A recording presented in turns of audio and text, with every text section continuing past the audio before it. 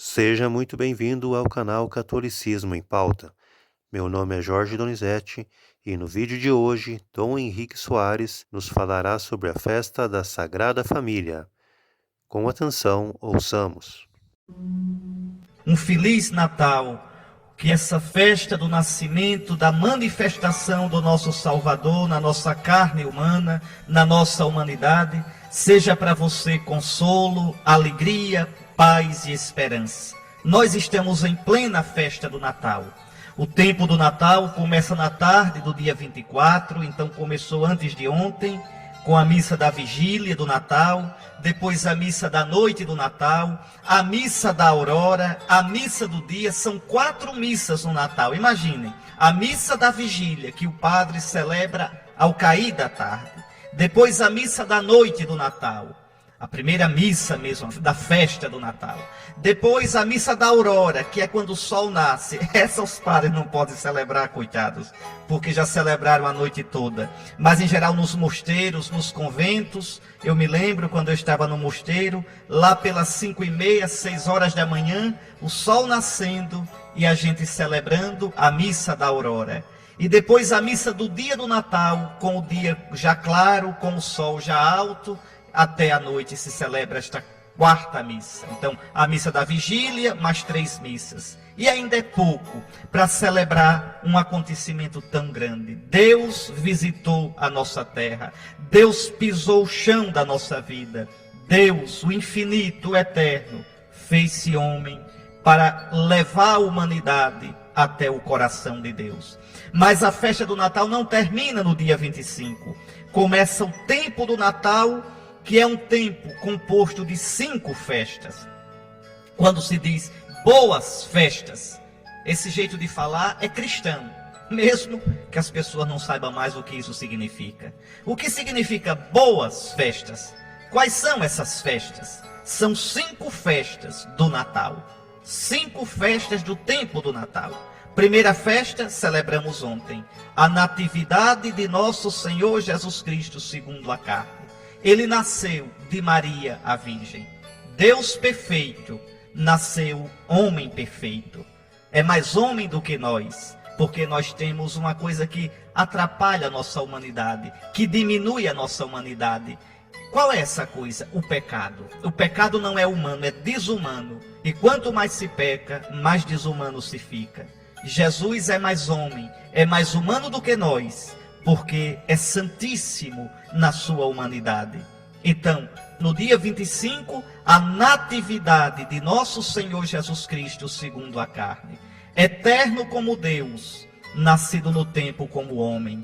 Onipotente como Deus, frágil numa gruta como homem. Dá de comer às aves dos céus como Deus, e se alimenta do leite da Virgem como homem. Como Deus veste de beleza os lírios dos campos, como homem é envolvido em faixas. Como Deus abrange o universo todo, abarca tudo, como homem é reclinado num presépio, deitado numa manjedoura. Como Deus é a palavra que se faz carne, como homem choraminga no presépio como qualquer criança. Que mistério tão grande! Ó Deus bendito, quanto te custou nos ter querido. Quanto te custou. Então é a primeira festa do tempo do Natal. A segunda é hoje, o domingo depois do Natal. O domingo dentro da 8ª do Natal, a festa da Sagrada Família. Eu vou comentar muito sobre ela nas leituras daqui a pouco. Mas a festa da Sagrada Família. O Filho de Deus, Deus eterno, não só nasceu, mas quis nascer numa família. Isso muda tudo para nós. Isso tem tudo a ver. A terceira festa, 1º de janeiro, é festa de quê? Ah, Dom Henrique, é festa de Ano Novo. É não, para um cristão não. Para o católico, o principal não é festa de Ano Novo. É verdade, é dia de ano, é Ano Novo. Mas isso não é uma festa cristã, é uma festa civil. É uma festa do calendário civil. Tudo bem, a gente comemora, faz festa na virada do ano. Mas o importante, a festa religiosa, não é a questão do Ano Novo, é que é a 8ª do Natal. É o dia de Santa Maria, Mãe de Deus. O que quer dizer isso? Quer dizer que aquele menininho que nasceu no Natal, ele não é simplesmente um menininho, não é simplesmente humano, ele é Deus. Meu irmão, minha irmã, nunca esqueçam isso, viu? Jesus é Deus, Deus perfeito, o Filho eterno do eterno Pai. Nós dizemos no credo, consubstancial ao Pai, da mesma substância, do mesmo ser do Pai. Ele é Deus. E por isso nós, no dia 1º, chamaremos Nossa Senhora de Mãe de Deus. Verdadeiramente é digno bendizer-te, ó Mãe de Deus, bem-aventurada, imaculada para sempre, Mãe do nosso Deus, mais venerável que os querubins, e incomparavelmente mais gloriosa que os serafins. Tu, que conservando tua integridade virginal, deste à luz o Verbo de Deus. Tu és, na verdade, Mãe de Deus, nós te glorificamos. É assim que a igreja saúda Nossa Senhora. É interessante, essa festa tem muito a ver com um costume oriental. No Oriente, quando a mulher dá à luz, no outro dia a vizinhança vai todinha cumprimentá-la. Então, ainda hoje no Oriente, os cristãos do Oriente comemoram a festa de Nossa Senhora no dia 26 de dezembro. O menino nasceu no dia 25, dia 26 a igreja faz uma festa para ela. E se chama Congratulação da Mãe de Deus. Quer dizer, nós vamos cumprimentar a Virgem Maria pelo menino que lhe nasceu. Aqui no Ocidente, 1º de janeiro. Então, Natividade do Senhor, dia 25. Sagrada Família, hoje, o domingo entre o dia 25 e o dia 1º. Dia 1º, Santa Mãe de Deus. Depois, no domingo seguinte, na verdade o dia certo é 6 de janeiro. Mas no Brasil, domingo seguinte, a Epifania do Senhor. Aí você diz, Dom Henrique, que bicho é esse? Não é um bicho, é uma festa. A palavra Epifania quer dizer manifestação. O menino nasceu no dia 25, pois agora ele, com a luz da sua estrela, atrai os povos pagãos. Toda a terra, toda a gente viu a salvação do nosso Deus. A luz do menino brilha, e os povos que andavam nas trevas, os pagãos, nossos antepassados, quem somos nós? Descendentes dos pagãos que adoravam o quê? Nós somos descendentes dos negros, dos índios, dos brancos europeus. Os índios, com a religião animista deles, adorando os espíritos da floresta, com medo dos fantasmas, dos espíritos maus. Idólatras, muitos até praticaram sacrifícios humanos. Nós somos descendentes dessa raça, temos no sangue essa raça. Os negros, que adoravam e ainda hoje cultuam orixás, espíritos, vejam, uma religião animista, nós temos no sangue essa raça.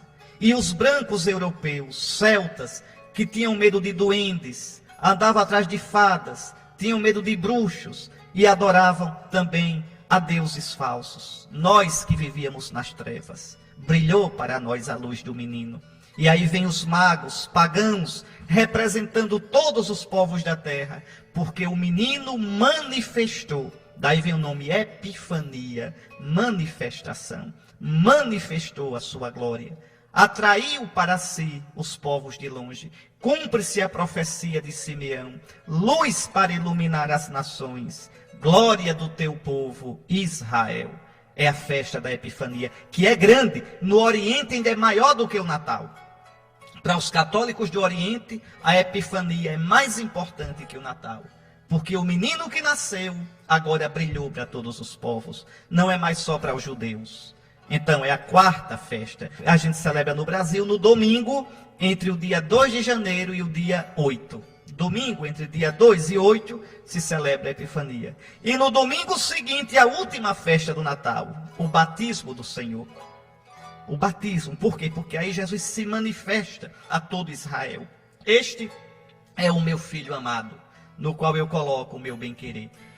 Ele agora vai começar a sua vida pública. Então, são estas as festas do Natal, 5 festas. Quando a gente diz boas festas, não é o Réveillon, não é o pileque que vão tomar, não é a gastança que vão fazer. São as 5 festas da manifestação do Senhor. Essas 5 festas nos fazem celebrar uma coisa só. Deus veio até nós. Deus se manifestou, humano entre os humanos, para encher de vida divina a nossa vida humana. É por isso que hoje domingo após o Natal, festa da Sagrada Família, eu estou lhe dizendo, Feliz Natal. Nós estamos em plena oitava do Natal. E nesta Sagrada Família, nós vamos contemplar esse mistério tão bonito. O Filho de Deus se fez homem numa família humana. E assim santificou a família. Como diz o Evangelho de São Lucas, vieram apressados os pastores e encontraram Maria com José e o menino deitado no presépio. O que os pastores encontraram? Uma família humana. Que coisa linda. O menino com um pai e uma mãe. Que mistério tão bonito. A encarnação do Filho de Deus deu-se numa família. Isso quer dizer que a família é divina, a família é sagrada. Não é só a família de Nazaré não, viu, que é sagrada. É toda a família, a minha, a sua. A família está no plano de Deus, não pode ser destruída e não pode ser reformada. Vamos fazer uma família diferente, um homem e 3 mulheres. Vamos fazer uma família diferente, 2 homens morando juntos. Vamos fazer uma família diferente, 2 mulheres morando juntas. Para um cristão, isso é inaceitável. Porque para um cristão, a família é sagrada. Está lá no livro do Gênesis. Deus os criou, homem e mulher. À sua imagem ele os criou. E Deus os abençoou e disse, crescei e multiplicai, dominai a terra. E Deus determinou, o homem deixará seu pai e sua mãe, e unir-se-á a sua esposa, e os 2 serão uma só carne. Então, esse mistério tão grande, o futuro da humanidade, passa pela família. Quer fazer da nossa vida um inferno de violência, de droga, de jovem desencontrado? Destrua a família. Aliás, estamos destruindo. Continue a destruir. Continue. Geremos jovens sem valores, sem critérios, sem temor de Deus, sem limites. E não tem policiamento na rua. Não tem repressão policial do Estado. Não tem punição que segure a desagregação da sociedade humana. Porque não se brinca com o plano de Deus. E o plano de Deus passa pela família. O nosso bendito Salvador Jesus Cristo, nascendo de uma família, santificou a família humana. Leitura do livro do Eclesiástico. Deus honra o pai nos filhos e confirma sobre eles a autoridade da mãe. Quem honra o seu pai alcança o perdão dos pecados, evita cometê-los e será ouvido na oração cotidiana. Quem respeita sua mãe é como alguém que ajunta tesouros. Quem honra o seu pai terá alegria com seus próprios filhos, e no dia em que orar, será atendido. Quem respeita o seu pai terá vida longa, e quem obedece ao pai é o consolo da sua mãe. Meu filho, ampare o teu pai na velhice, e não lhe causes desgosto, enquanto ele vive. Mesmo que ele esteja perdendo a lucidez, procura ser compreensivo para com ele. Não o humilhes em nenhum dos dias de sua vida. A caridade feita a teu pai não será esquecida, mas servirá para reparar os teus pecados, e na justiça será para a tua edificação. Palavra do Senhor. Que conselhos bonitos esses do livro do Eclesiástico. Aliás, o livro do Eclesiástico tem coisas lindas, não é?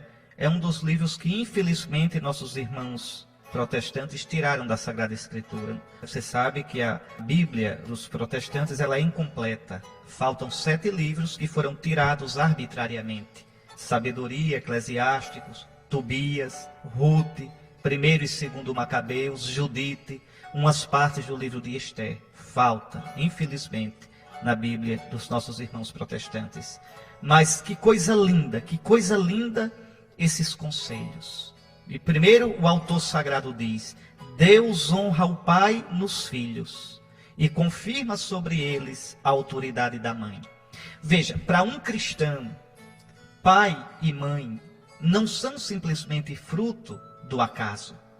Pai e mãe nos são dados por Deus. Por mais que um pai e uma mãe errem, eles sempre merecerão o nosso respeito. Por um motivo simples, eles nos deram a vida. Deus usou aquele homem e aquela mulher para que nós viéssemos a este mundo. Então, a relação entre pais e filhos tem algo de sagrado. O filho deve ter o respeito filial. A palavra correta para isso é a piedade filial. O que é piedade? Piedade significa um comportamento de respeito, de veneração. A gente tem isso para com Deus, de modo máximo. A gente tem isso para com os pais, para com as autoridades, com nossos mestres, com os mais velhos. A piedade é uma coisa que tem desaparecido. Desaparecido. Então, como é que os filhos demonstram essa piedade para com os pais? O respeito, o pedir a bênção. O seu filho lhe pede a bênção. Você é um cristão. Para um cristão, a bênção é importantíssima. Eu sou bispo. Quando eu encontro meu pai e minha mãe, ao acordar-me, ao ir para a cama, para dormir, eu peço a bênção. E beijo a mão do meu pai e beijo a mão da minha mãe. São meus pais. Serão sempre, até quando morrerem, no céu, eles intercedem por nós. Então, ensine seu filho desde cedo a ter essa piedade filial. E também o pai e a mãe devem ter para com os filhos esse respeito. Dizer com santo temor, meu Deus, esse menino, essa menina, tu colocaste nas nossas mãos para que nós fizéssemos dele e dela um verdadeiro homem, uma verdadeira mulher, um verdadeiro cristão, uma verdadeira cristã. Que coisa linda. Então, Deus honra o pai nos filhos. Quer dizer, Deus presenteia os pais, dando-lhes filhos. E sobre os filhos, confirma a autoridade da mãe. O desrespeito a um pai, a uma mãe, é pecado grave contra Deus. É pecado grave. Então, eu xingar, eu menosprezar, eu não ajudar, eu desprezar na velhice um pai e uma mãe, eu gritar com eles e com eles faltar a paciência, quando o juízo, quando a força vai declinando. Que coisa, não é? Nossos pais nos levam nos braços quando nós somos crianças e depois nós é que vamos levá-los, sustentá-los, ter paciência, porque vai chegando a senectude, vai chegando a vestutez, vai chegando aquela falta de memória, de agilidade no raciocínio, às vezes a caduquice mesmo. E como é bonito aí quando o filho ampara o pai. Eu não esqueço, vi certa vez um vídeo no YouTube que me impressionou muito. No jardim, um pai e um filho jovem. E o pai fez uma pergunta ao filho. Se não me engano, era um pássaro que estava no jardim. E o pai perguntou, aquilo é um passarinho? E o filho disse, é. E daqui a pouco o pai perguntou novamente, ali é um pássaro? E o filho já mal-humorado disse, é. Uma terceira vez o pai perguntou, o pai já velho, aquilo é um passarinho? Eu não já lhe disse que é um pássaro, o senhor está surdo? O pai então calado levantou-se, foi lá dentro e trouxe um livro e entregou ao filho. Era um diário. E no diário estava lá escrita uma página, o pai mostrou uma página. Uma página quando o pai era bem jovem e aquele filho era uma criança. E o pai dizia, hoje meu filho perguntou 10 vezes a mesma coisa. E eu paciente respondi. Pois é, aí está. Nossos pais nos levam com paciência. Nossos pais suportam as dificuldades da vida, se privam muitas vezes de tantas coisas para que nós sejamos felizes. A coisa mais bonita dos pais é essa capacidade de serem felizes vendo a nossa felicidade. Quantas vezes os pais se esforçam tanto para os filhos conseguirem um sucesso, renunciam a tanta coisa, e quando o filho consegue, para eles é a maior alegria, como se fossem eles próprios que tivessem conseguido. Pois bem, que coisa bonita. Por isso a Escritura diz, quem honra o seu pai, alcança o perdão dos pecados. Quem honra sua mãe tem o perdão de Deus. Quem respeita sua mãe é como alguém que junta tesouros. Quem honra seu pai terá alegria nos seus filhos, e no dia em que orar será atendido. Meu filho, ampara o teu pai na velhice, não lhe causes desgosto enquanto ele vive. Mesmo que ele esteja perdendo a lucidez, procura ser compreensivo para com ele. A caridade feita a teu pai não será esquecida por Deus nunca, mas servirá para reparar os teus pecados. E no último dia, na justiça de Deus, será para a tua edificação. Meu querido irmão, minha querida irmã, vamos pensar um pouquinho hoje, olhando a família de Nazaré, na nossa própria família. Que a nossa família seja um lugar de paz, que seja um lugar de união, de diálogo, que a gente compreenda que não fomos nós. Veja, amigo a gente escolhe. Eu posso escolher meus amigos, mas pai, mãe, filho, irmão, é Deus quem dá. Eu não escolho. É a providência de Deus que nos reuniu na mesma casa. E o amor de Deus fez com que nós fôssemos batizados. Somos ali uma casa, um grupo de cristãos. Quanto deveria ter fraternidade? Quanto deveria ter oração? Quanto deveria ter amor uns pelos outros? Respeito, cooperação, diálogo, ajuda. Pense nisso, meu irmão. Pense nisso, minha irmã. Se pergunte: eu tenho tido consciência de que minha família é sagrada? Eu tenho sabido na minha casa ser um elemento de construção de paz, de perdão, de diálogo? Eu mesmo na minha casa tenho sido ajuda, socorro, uma mão amiga, um coração aberto? Pense bem. Como tem sido o meu comportamento com meus pais? Os pais, como tem sido o meu comportamento com meus filhos? Aqueles que Deus me deu para que eu cuidasse. Então, que nosso Senhor abençoe nossas famílias. Vamos escutar o Salmo 127 e 128, que mostra como a família que teme o Senhor, como a família que vive na fé, na piedade, é uma família feliz. O Salmo diz tão bonito. Pensa sobretudo no pai de família. Se tu temes o Senhor, tu terás alegria de viver do trabalho das tuas mãos. A tua esposa será para ti fecunda como uma videira, a videira que produz o bom vinho, o vinho da alegria. Os teus filhos serão como brotos de oliveira que produz o óleo que dá sabor, o óleo que gera luz na lamparina, o óleo que torna a face brilhante. Feliz o homem que teme o Senhor, terá uma família assim. É interessante porque a gente vê hoje quanto falta na vida de família a presença da fé.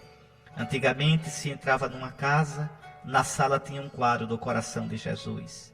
Deixa eu aperrear um pouquinho a sua cabeça, o seu juízo. Existe na sua sala um quadro do coração de Jesus? Ou um crucifixo? Um sinal de que você é cristão, pelo amor de Deus? Na sua sala de jantar, antigamente se colocava a Santa Ceia. O que é que tem na sua sala de jantar? Ali onde sua família se alimenta. Para um cristão, a refeição é continuação da Eucaristia. A gente come dando graças a Deus. Quem come sem rezar, rouba de Deus, porque não reconhece que o alimento é dom de Deus. Você pode dizer: que dom de Deus? É fruto do meu dinheiro, do meu trabalho. É? Pois eu queria ver o seu dinheiro todinho sem a chuva.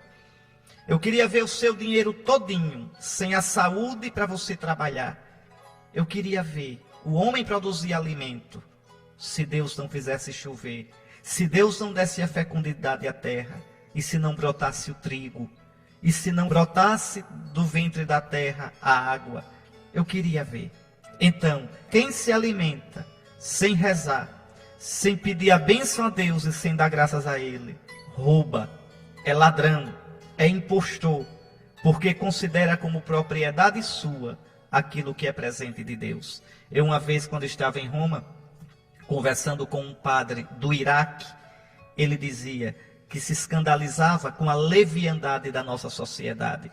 Ele dizia: olhe, padre, no Iraque, no Oriente, se a gente encontrar um pedaço de pão no chão, a gente pega o pão que está no chão, beija e coloca num lugarzinho guardado, mesmo que não vá comer mais, porque aquilo é dom de Deus, é fruto da terra, é fruto do trabalho, do suor do homem, e porque muitos não têm o que comer, e a gente desperdiça, a gente joga fora. Nós estamos nos tornando uma sociedade leviana, leviana nas nossas relações, leviana nas nossas atitudes. E assim a gente vai apagando a presença de Deus da nossa vida e dos momentos e das coisas mais importantes da vida. Vamos rezar esse Salmo 127, 128, dando graças a Deus pela nossa família. Felizes os que temem o Senhor e trilham seus caminhos. Feliz és tu se temes o Senhor e trilhas seus caminhos. Do trabalho de tuas mãos has de viver, serás feliz, tudo irá bem. A tua esposa é uma videira bem fecunda, no coração da tua casa. Os teus filhos são rebentos de oliveira, ao redor de tua mesa. Será assim abençoado todo homem que teme o Senhor. O Senhor te abençoe de Sião, cada dia de tua vida. Leitura da Carta de São Paulo aos Colossenses. Irmãos, vós sois amados por Deus, sois os seus santos eleitos. Por isso, revesti-vos de sincera misericórdia, bondade, humildade, mansidão e paciência, suportando-vos uns aos outros e perdoando-vos mutuamente, se um tiver queixa contra o outro. Como o Senhor vos perdoou, assim perdoai vós também. Mas, sobretudo, amai-vos uns aos outros, pois o amor é o vínculo da perfeição. Que a paz de Cristo reine em vossos corações, a qual fostes chamados como membros de um só corpo. E sede agradecidos. Que a paz de Cristo, com toda a sua riqueza, habite em vós. Ensinai e admoestai-vos, uns aos outros com toda sabedoria. Do fundo dos vossos corações, cantai a Deus salmos, hinos e cânticos espirituais, em ação de graças. Tudo o que fizerdes, em palavras ou obras, seja feita em nome do Senhor Jesus Cristo. Por meio dele, dai graças a Deus, o Pai. Esposas, sede solícitas para com vossos maridos, como convém no Senhor. Filhos, obedecei em tudo aos vossos pais, pois isso é bom e correto no Senhor. Pais, não intimideis os vossos filhos, para que eles não desanimem. Palavra do Senhor.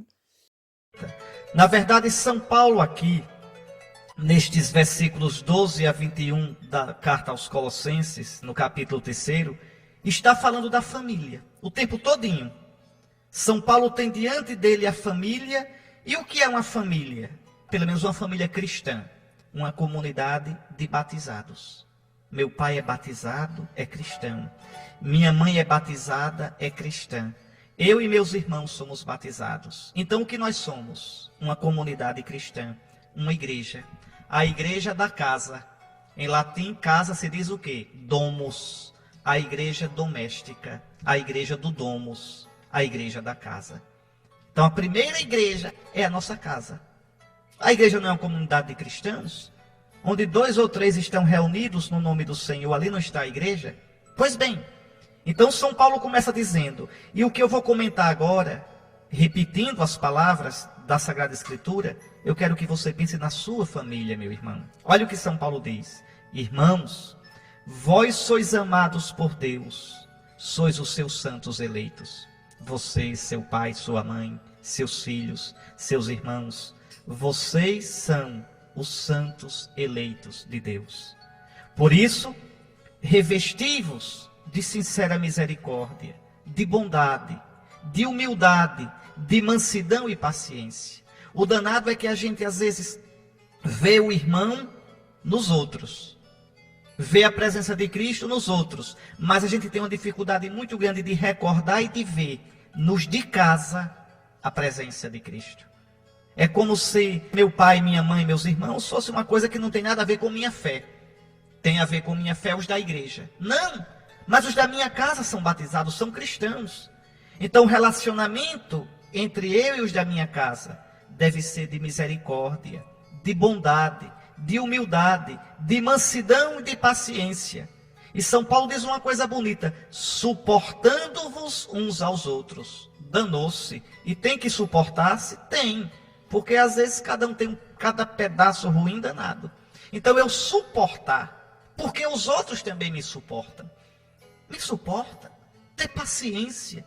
Saber às vezes tirar por menos, suportando-vos uns aos outros e perdoando-vos mutuamente. Eu dou o perdão e peço o perdão. Então, como isso é importante? Você que é pai, que é mãe, eu lhe peço, ensine seus filhos desde cedo a rezar. Ensine seus filhos desde cedo a respeitar você e sua esposa, você e seu esposo. Ensine seus filhos desde cedo a serem fraternos uns com os outros. Não aceite que um filho seu fique de mal do outro. Não aceite isso. Não aceite que um filho diga, isso é meu e ninguém pega. Não aceite.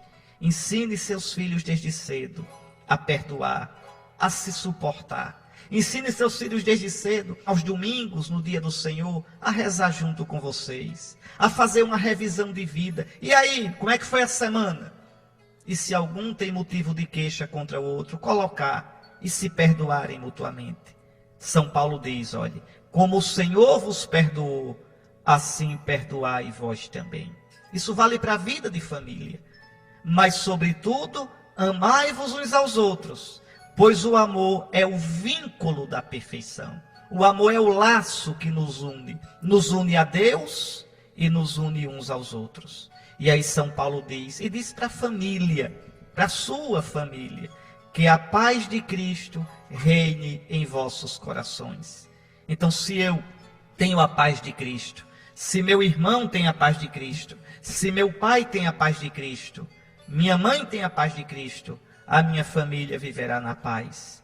Que a palavra de Cristo habite em vós com toda a riqueza. Do fundo dos vossos corações, cantai a Deus salmos, hinos e cânticos espirituais. Ou seja, na família, tudo o que fizerdes, em palavras ou obras, seja feito em nome do Senhor Jesus Cristo. Jesus, dá-nos uma família assim. Jesus, ajuda-nos, ajuda os cristãos a compreender que a família cristã não pode ser como as outras famílias. Que na família cristã não é a internet, não é a televisão que reina. Não é a internet, não é a televisão que dizem qual é a verdade, qual é o bem da vida. Jesus, que os membros da minha família rezem juntos. Que nós, Jesus, leiamos juntos na mesma página o teu evangelho.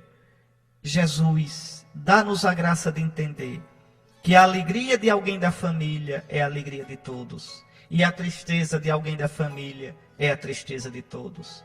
Que a luta de alguém da família é a peleja de todos. Que tudo o que façamos em nossas famílias, em palavras ou obras, seja feito em teu nome, Jesus, dando graças ao teu Pai bendito.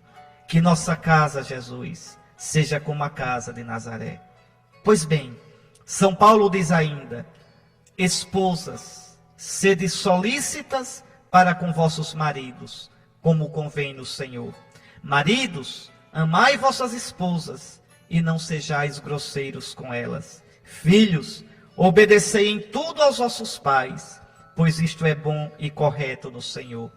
Pais, não intimideis os vossos filhos, para que eles não desanimem. Ou seja, as relações na família devem ser relações de reciprocidade. A mulher deve se dar toda ao marido, mas o marido deve amar a mulher como quem ama seu próprio corpo, sua própria carne. Os filhos devem ter a piedade filial, o respeito, o carinho para com os pais, mas os pais não podem ser tiranos para com os filhos, mas devem com amor, com carinho, às vezes com pulso e firmeza, tirar deles o melhor para que eles cresçam.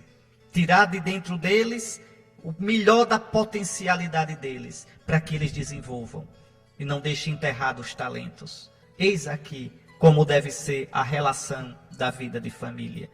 Uma relação de amor, uma relação de compreensão, uma relação de respeito, uma relação de diálogo. Aliás, uma coisa que falta muito hoje nas nossas famílias é o diálogo, é a convivência, é parar para escutar. É fazer juntos a refeição. É ao menos aos domingos rezarem juntos. É ao menos aos domingos sentarem-se ao redor da mesma mesa para conversar um pouco. Que coisa triste uma família cristã, onde todo mundo se cala à mesa e só a televisão fala. Deixa essa televisão para lá, desliga um pouquinho a música e vocês conversem entre vocês. Chame seus filhos para conversar de vez em quando. Mas para falar sobre o quê, Dom Henrique? Fale da vida, dos sonhos, das preocupações, de Deus, dos valores. Conversa, reza junto às vezes. Meus irmãos, não brinquemos com isso. Façamos da nossa família um espaço de paz. Façamos da nossa família um espaço de amor a Deus e de amor mútuo. Eis o que é que o mundo espera. O mundo precisa do testemunho dos cristãos. Então, esses conselhos de São Paulo tão bonitos. E eu peço aos pais, não tenham medo de educar seus filhos. Educar é mostrar horizontes, é mostrar valores, é tomar pela mão. A palavra educar vem do latim, do radical duc, que quer dizer conduzir. Educar, conduzir. Levar adiante, como quem toma pela mão e leva para frente. Então é isso que é educar. É a missão mais sagrada do pai e da mãe, dos dois. Que o pai nunca diga uma coisa e a mãe desdiga. Que o pai não desautorize uma ordem que a mãe deu. Mas o marido e mulher, às vezes ali no quarto, sozinhos, devem discutir qual o melhor rumo para dar para os filhos. E os dois juntos, são os dois que educam. Aí os filhos terão segurança. Que os pais se façam admirar pelos seus filhos, para que os filhos vejam neles um referencial, vejam neles um porto seguro. Que pai e mãe saibam dialogar com os filhos, não só para mandar, não só para dizer o que é certo e o que é errado, mas para escutá-los, os sonhos, os medos, as lutas, as dificuldades, os fracassos também, para aplaudir as vitórias, para incentivar no bem e dizer sempre: meu filho, o que você precisar na vida, os erros seus, não tenha medo, seus pais estarão com você. Não para dizer que é certo ou que é errado, mas para apoiá-lo e estender a mão para que você supere o erro, a queda, a dificuldade e cresça. É isso que Deus sonhou para a família. É isso que Deus sonhou para a convivência humana. É isso que no fundo, todo mundo quer. Quando o mundo quer avacalhar a família, quando o mundo fala mal do matrimônio, da fidelidade, da indissolubilidade, mas no fundo é o que todo mundo queria. No fundo, o mundo tem uma dor de cotovelo doida, porque com a leviandade, com o egoísmo, com a irresponsabilidade, não consegue ter uma família assim. Mas você é cristão. Se você alicerçar a sua casa sobre a rocha, e a rocha é Cristo, você terá uma família assim. E olhe, escute bem. Depois da fé, depois de Deus, a família é a coisa mais importante. Não estou brincando, não. Primeira coisa na vida de uma pessoa é a fé. É o mais importante de tudo. Porque ainda que meu pai e minha mãe me abandonem, o Senhor me socorrerá, diz o Salmo 27. Ainda que meu pai e minha mãe me abandonem, o Senhor estará comigo. Então a fé ter Deus. Quem tem Deus tem tudo. Quem tem Cristo na vida tem tudo, ainda que a família falte. Mas depois da fé, a família é a coisa mais importante, mais sagrada. E não é a saúde não, é não. Porque se você não tiver saúde nenhuma, mas tiver uma família que ame você, isso vale mais do que a saúde. Porque a família estará ali, vai lhe mostrar amor, vai sustentar você, vai tomar você pela mão. O amor deles para com você será o melhor curativo. Mas se você tiver saúde e não tiver família, oh que coração vazio, oh que sensação de solidão e de ser inútil, de não ser amado. Então o maior valor é a fé, o segundo é a família. E aí os outros vocês coloquem o que vocês quiserem, não é? A saúde e outras coisas. Mas esses dois valores, Deus, a fé e a família. Agora isso aqui, uma família, viu? É preciso lutar para construí-la. O problema de hoje é que o homem quer colher o que não planta. Uma família começa a ser construída, meu irmão, minha irmã, se você aí é jovem, às vezes eu encontro tantos jovens que dizem: Dom Henrique, eu não perco a hora católica. Pois se você é jovem e pensa em casar, viu? Se você é menino e vive sonhando aí com um Romeu, preste bem atenção. A família começa a ser construída no namoro. O namoro é para conversar. O noivado, virgem existe isso? Bom, entre os cristãos deveria existir. O noivado, o namoro, é para que se conheçam, para que sonhem juntos, para que pensem juntos como será a vida de família, quais os valores. Eu, graças a Deus, venho de uma família muito unida. E nossos pais, às vezes, têm lá uma caixa cheia de carta. E eles mostram, são as cartas que eles escreviam um para o outro. Naquele tempo não tinha e-mail, né? Cartas. E nas cartas, que coisa bonita, eles namorando e a gente já tinha nome. Eu já era Henrique, minha irmã já era Clara, já era Ricardo, já era Adriano. Tínhamos nome. Eles já falavam como queriam criar os filhos. Já falavam nos valores que queriam dar. Então eles construíram, antes de casar, já começaram a construir o sonho da vida familiar. Mas hoje é uma brincadeira. Quantos se casam sem preparação nenhuma? Quantos se casam depois de um namoro e de um noivado fútil, que consistiram, namoro e noivado, em no fim de semana ir a boate, a restaurante, a conversar bobagem e outras coisas que impróprias para menores de 21 anos, e não é o bispo que vai dizer. Então, vejam, não é assim que se constrói o amor. Não é assim que se constrói a família. Então, construamos a nossa família. Construamos para acolher a alegria, a bênção de uma vida familiar equilibrada e fecunda. Dom de Deus e construção nossa. Depois que os magos partiram, o anjo do Senhor apareceu em sonho a José e lhe disse: Levanta-te, pega o menino e sua mãe e foge para o Egito. Fica lá até que eu te avise, porque Herodes vai procurar o menino para matá-lo. José levantou-se de noite, pegou o menino e sua mãe e partiu para o Egito. Ali ficou até a morte de Herodes, para se cumprir o que o Senhor havia dito pelo profeta: Do Egito chamei o meu filho. Quando Herodes morreu, o anjo do Senhor apareceu em sonho a José no Egito e lhe disse: Levanta-te, pega o menino e sua mãe e volta para a terra de Israel, pois aqueles que procuravam matar o menino já estão mortos. José levantou-se, pegou o menino e sua mãe, entrou na terra de Israel. Mas quando soube que Arquelau reinava na Judéia, no lugar de seu pai Herodes, teve medo de ir para lá. Por isso, depois de receber um aviso em sonho, José retirou-se para a região da Galiléia e foi morar numa cidade chamada Nazaré. Isso aconteceu para se cumprir o que foi dito pelos profetas: ele será chamado Nazareno. Palavra da salvação. Meus queridos irmãos, vamos meditar direitinho nesse evangelho. Veja que ele começa com os magos já tendo visitado o menino Jesus. Mas eu queria falar um pouquinho antes disso. Lembrem que São Mateus conta que quando os magos chegaram lá no presépio, lá na casa onde estava Jesus, Maria e José, eles encontraram o menino com Maria, sua mãe. Está lá, sim, no Evangelho de Mateus. E eu quero meditar um pouquinho com vocês sobre essa afirmação, sobre esse versículo. Lembre, vamos ver se é bom de memória. Os magos chegaram em Jerusalém perguntando o que a Herodes? Perguntando o que ao povo? Qual era a pergunta? Você se lembra? Onde está o rei dos judeus que acaba de nascer?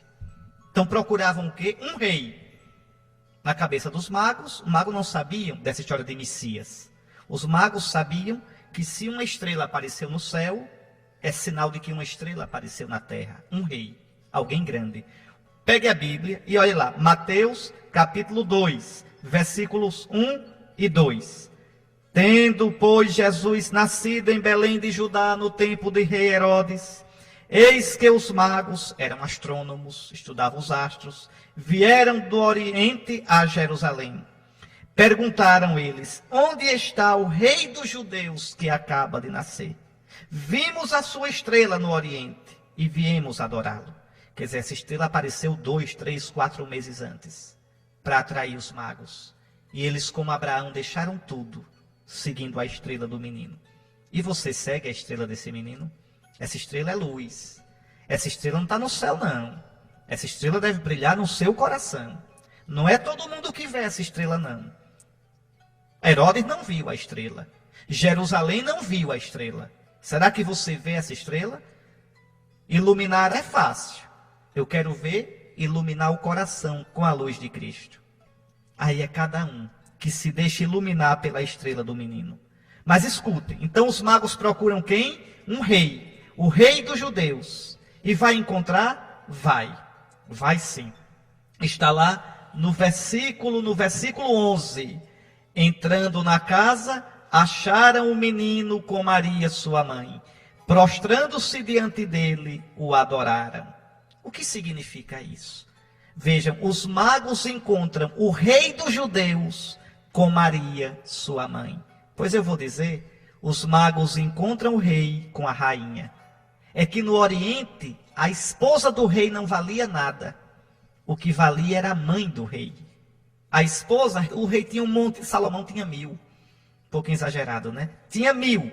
Você sabe disso. Tinha 300 esposas e 700 concubinas. Isso é no Antigo Testamento, não é? No Novo não vale não. Então vejam, a esposa do rei não vale nada. O que vale é a mãe do rei. A mãe do rei é que recebe toda a honra e é chamada de rainha.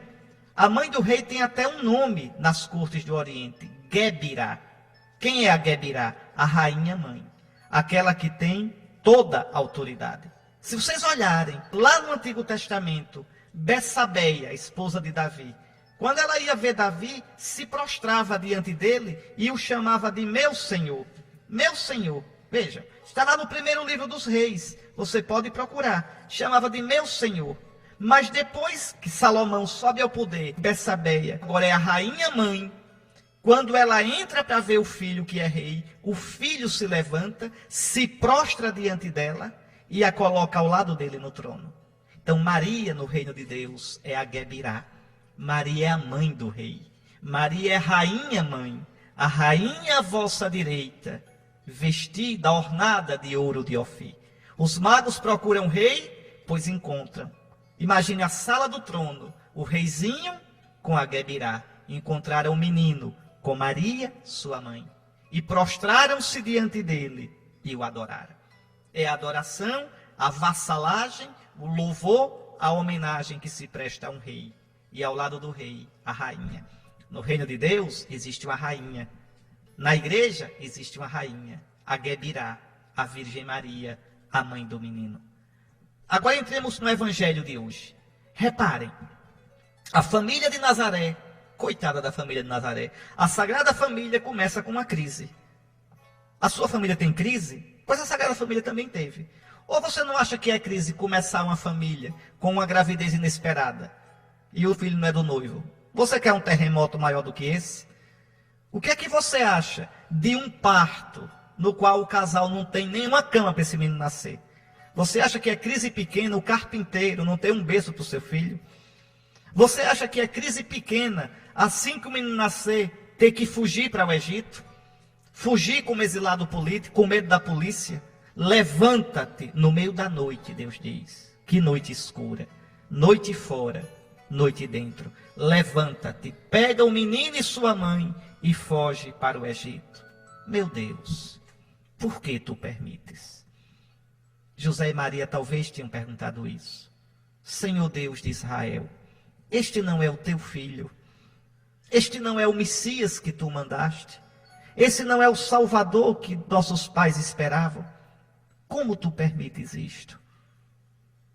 Por que temos que fugir? Como bandidos, como malfeitores, viver numa terra estrangeira, de um povo que fala uma língua que a gente não conhece, viver com medo da polícia bater na porta a qualquer hora. Senhor, onde tu estás? Senhor, por que tu não nos livras das vicissitudes, dos conflitos da vida? Maria e José, José e Maria, pega o menino, José, querido José, que homem bonito esse José. Deus confiou a José o seu maior tesouro, o seu filho e a Virgem Maria. E José se levanta, José levantou-se de noite, pegou o menino e sua mãe e partiu para o Egito. É interessante Jesus vai vivendo na carne dele a história do seu povo, a história de Israel. Seu povo não foi escravo no Egito, pois Jesus também vai ser. Deus não vai trazer Israel do Egito chamei meu filho, diz lá Deus no capítulo 11 de Oséias. Quando Israel era ainda um menino, eu o amei, e do Egito chamei meu filho. Pois Jesus também voltará do Egito para a Terra Santa. E aqui uma coisa interessante. Quando eles voltam do Egito, quem está na Judeia? Arquelau, que era pior do que o pai, Herodes. Então, eles preferem não morar na Judeia. E aí vão para a Galileia. E vão morar em Nazaré. E São Mateus, como bom judeu, ele usa o jeito judeu de interpretar as Escrituras. Ele diz, ele foi morar em Nazaré para se cumprir o que os profetas disseram. Ele será chamado Nazareno. Na verdade, essa tradução está ruim. É Nazoreu. Mateus diz, ele será chamado Nazoreu. Agora, duvido você descobrir na Bíblia onde é que tem essa profecia. Olha, Mateus diz, olha, isso aconteceu para se cumprir o que foi dito pelos profetas. Não só, por vários. Ele será chamado Nazoreu. Qual é o profeta que disse isso? Que profeta disse que Jesus, que o Messias seria Nazoreu? Seria Nazareno? Você não vai encontrar isso na Bíblia. Então Mateus não sabe Bíblia? Sabe demais. Aqui tem que entender a cabeça dos judeus. Pegue a palavra Nazoreu. Quais são as consoantes de Nazoreu? N, Z, R. Não é isso? São as mesmas consoantes de duas outras palavras. Nazi e Nezé. Nazi quer dizer consagrado, nazireu. Sansão era nazireu, Samuel era nazireu, João Batista era nazireu, eram consagrados ao Senhor. E a outra palavra, Nezé, que quer dizer rebento, o rebento de Jessé. Veja, os profetas tinham dito que o Messias seria ungido, consagrado, seria nazireu, e que o Messias era rebento do tronco de Jessé, era Nezé. Então alguém que é nazi, N-Z-R, que é Nezé, só pode ser Nazoreu, só pode morar em Nazaré. Então é um jogo que Mateus faz. Ele foi morar em Nazaré, ele foi ser Nazoreu, porque ele é o consagrado, porque ele é o rebento que os profetas anunciaram. Tá certo? Isso para a gente, para a nossa lógica, não funciona. Para a lógica dos judeus, para a lógica dos rabinos, dos estudiosos da escritura daquele tempo, isso funcionava perfeitamente. Então Jesus ir morar em Nazaré, já está dizendo pelo próprio nome, Nazareno, Nazoreu, que ele é o consagrado, o ungido, o rebento de Davi, que Deus prometera pelos profetas. Mas o fato é esse, Jesus passa 30 anos da sua vida em Nazaré da Galileia. E aqui eu queria pensar rapidamente com você. Pense bem, meus irmãos.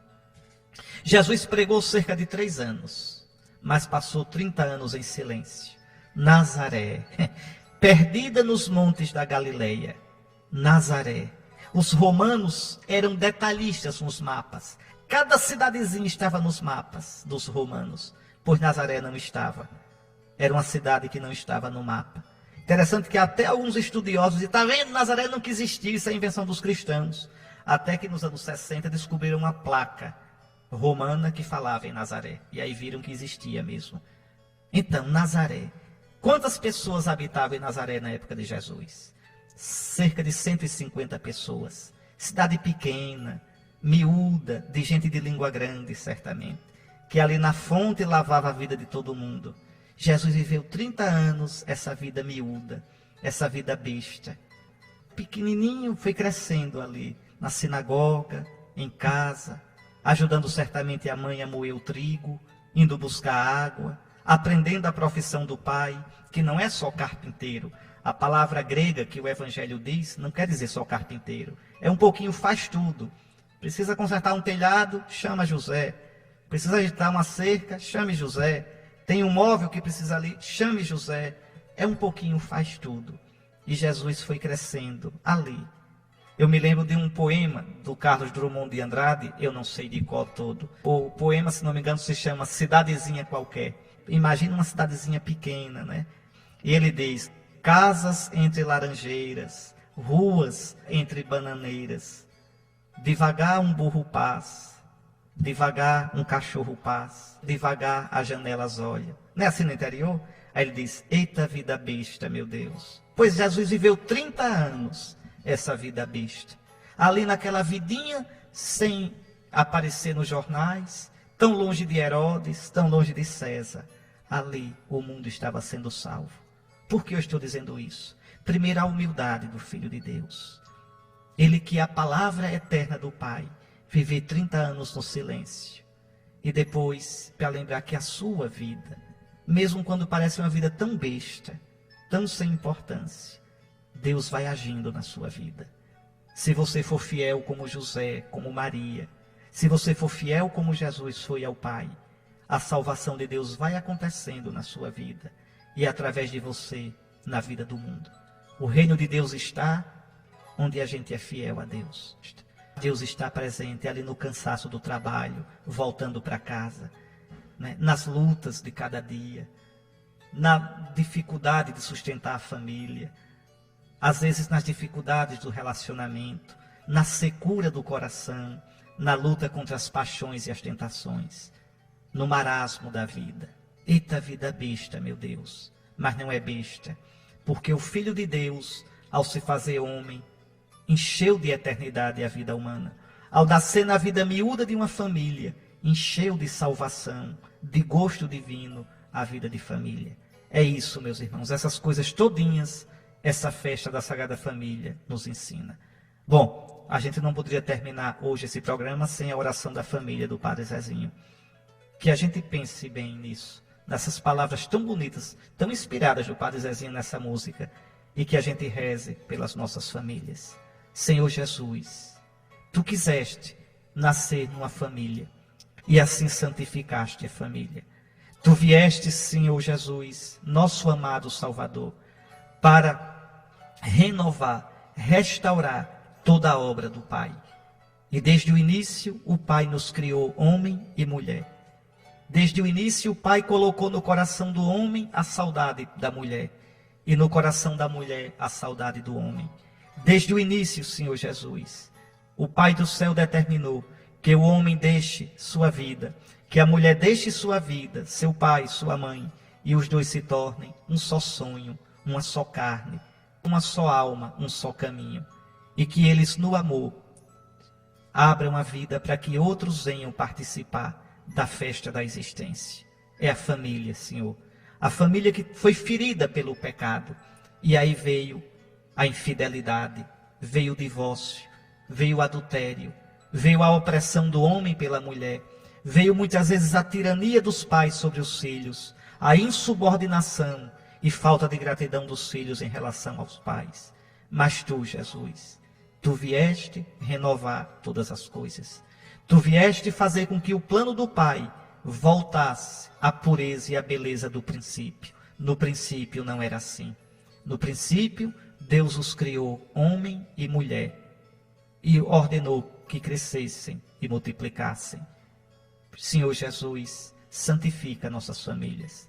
Senhor Jesus, que as famílias cristãs que nasceram no sacramento do matrimônio diante do Teu altar possam sempre contar com a Tua graça, para que sejam sagradas como a família de Nazaré. Que os pais sejam como José, homem justo, fiel, generoso, pacato, forte, firme, decidido. Que as mulheres, as mães, sejam como Maria, abertas para Deus, amorosas, sempre ao lado dos filhos, discretas, fortes, como Maria ao pé da cruz. E que os filhos sejam como Tu foste, eras submisso a Teus pais. Que mistério, Jesus! Tu, Senhor, Tu, o Rei, submisso a José e a Maria. Abençoa, Jesus, as nossas famílias. Abençoa, Senhor, todas as famílias cristãs. Fica conosco, Senhor Jesus, e não deixes que um pensamento vulgar, pagão, que circula hoje, invada nossas famílias e destrua essa coisa tão bela que tu sonhaste e que tu pensaste. Um pai e uma mãe e os filhos vivendo juntos, se santificando mutuamente e se construindo. A ti a glória, Jesus, pelos séculos dos séculos. Amém. O Senhor esteja convosco. Bendito seja o nome do Senhor, agora e para sempre. O nosso auxílio está no nome do Senhor, que fez o céu e a terra. Pela intercessão da toda santa Virgem Maria, do bem-aventurado São José, abençoe-vos o Deus Todo-Poderoso, Pai, Filho e Espírito Santo. Feliz tempo de Natal. Deus abençoe os católicos. Deus faça perseverar na esperança os cristãos. Deus abençoe o nosso Brasil e a humanidade toda. Depois desta belíssima reflexão, gostaria de saber de você. Gostou? Os ensinamentos de Dom Henrique te fazem bem? Comenta aqui embaixo e ajude-nos a divulgar este vídeo, curtindo e compartilhando com seus familiares e amigos. E agora deixamos com vocês a nossa dica de livro deste vídeo. O livro chama-se Escatologia e o autor é o próprio Dom Henrique Soares. O livro fala sobre o fim dos tempos, o juízo particular e a segunda vinda de Cristo. Adquira este livro por meio do link que está na descrição deste vídeo, e assim você estará ajudando o nosso canal, pois receberemos uma pequena comissão por cada livro que for adquirido. Até o próximo vídeo, salve Maria e que Deus te abençoe.